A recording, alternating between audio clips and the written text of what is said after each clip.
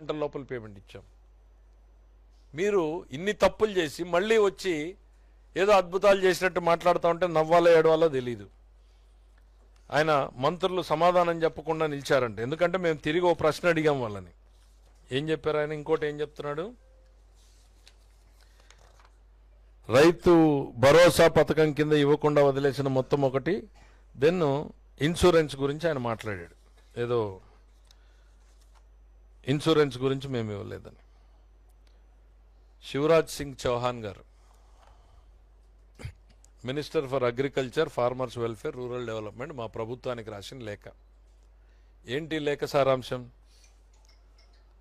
జగన్మోహన్ రెడ్డి గారు 3,000 కోట్ల రూపాయల్ని ఇన్సూరెన్స్ చెల్లించకుండా బకాయిలు పెట్టిపోయాడు. ఆ బకాయిలు మీరన్నా చెల్లించండి అని ఆయన రాసిన లేఖ.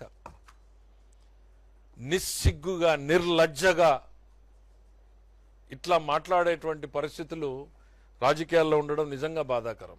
ఎస్,